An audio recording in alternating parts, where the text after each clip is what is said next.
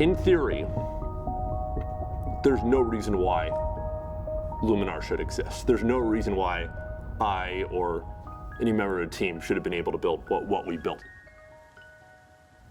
You have some of the largest technology companies and automotive companies on the planet that have been trying to solve this problem for the better part of a decade and beyond. But the fundamental aspect of it is you have to have that strategic vision, that level of innovation, that blank slate approach, and just pure drive, hours, everything that you need to put into it like no tomorrow to be able to successfully deliver and execute. And I think that's the reason why we exist, and that's the reason why some of the greatest technology companies of our generation exist as well.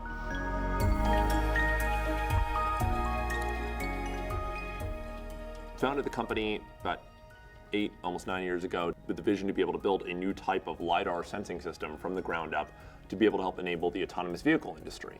And really had to build something entirely from scratch to meet the very stringent performance requirements, safety requirements, and scalability requirements that were needed to be able to see this industry become a reality.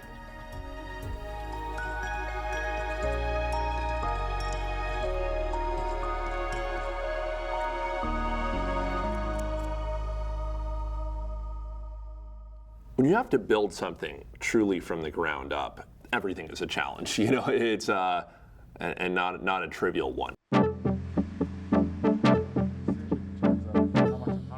You have to be able to ensure that you're successfully balancing all the different aspects of the business beyond the core technology developments. And to be able to successfully execute on that is something where you're still having to build the plane as it's taking off, you know, and because you have to really have that vision around where you can be. And of course, you know that if you don't get the technology to work, if you can't solve that risk and that problem, then you're done. It doesn't work. But at the end of the day, it's some motivational driver as well to make sure that you put in everything you got into making sure that it all happens and executes successfully. Building a hardware product that's extremely complex, and in the auto industry specifically, those are 3 very challenging things that you all have to combine. And at the time, I was like, 16, 17 years old, where I say, hey, imagine this pitch. I have this vision of creating a new type of laser system that will allow cars to be able to drive themselves, and we're gonna beat out, like the Googles of this world and all the major automakers at their development efforts they're going to put into this. Can you invest $1 million?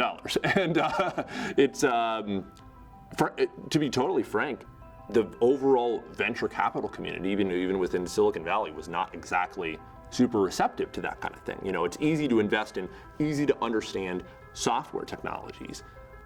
It's very challenging to really wrap your head around the implications of something as complex as this. Of course, equivalently, the rewards are exponentially greater if you successfully deliver on it. So what you're seeing is basically the raw 3D data in the environment that's being imaged by our lidar sensor. So you can see everything going on here in real time. The different colors represent different distances that you can see out in this 120-degree field of view from the lidar sensor. This is the eyes of the autonomous car. This is how it can understand what's going on and navigate safely through the environment.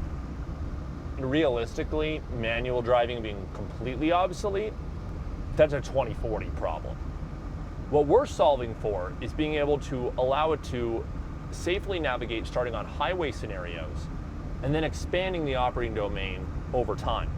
In addition to being able to enable much safer driving capabilities and active safety systems on the vehicles that are here today.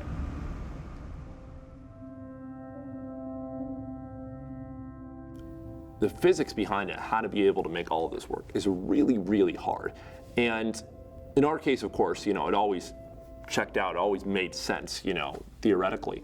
And that's where, after integrating all of these different things, after years worth of work, to be able to have the opportunity to see it, to have it come alive, to have it all work, and now to be powering some of the future of the largest companies in the world in this transportation industry, it is incredibly inspiring, to myself, to the team, to everyone, and what drives us every day. The thing that I'm most proud of is being able to show that we've successfully seen this through the end to end, and showing that you can have this almost like David versus Goliath scenario in so many different dimensions that can all come together, and it really is possible.